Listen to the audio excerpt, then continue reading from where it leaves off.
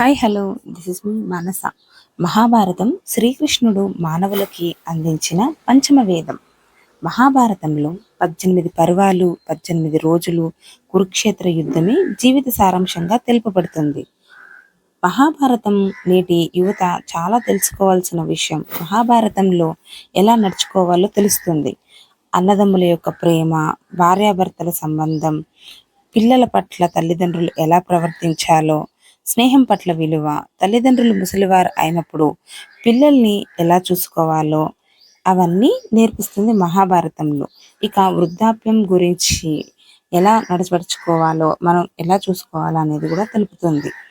మహాభారతంలోని సుఖ సంతోషాలు, బాధలు, మహాభారతం అనేది ఒక మత గ్రంథం కాదు, ఎలా బ్రతకాలో నేర్పిస్తుంది. హిందువులు, ముస్లిమ్స్లు అందరూ మహాభారతాన్ని ఒక బుక్గా తీసుకొని మోటివేషన్ క్లాసెస్గా యూజ్ అవుతుంది మహాభారతం.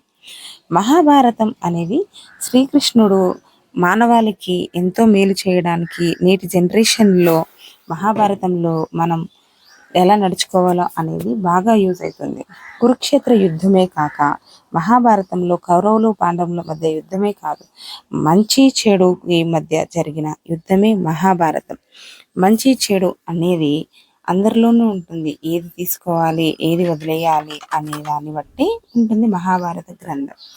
అయితే మహాభారత గ్రంథం చదువుకునే టైం మీకు ఉండదు కాబట్టి, ప్రజెంట్ ఉన్న జనరేషన్కి సంస్కృతం అర్థం కాకపోవచ్చు కాబట్టి అందుకే మీ ముందుకు ఈ వీడియో.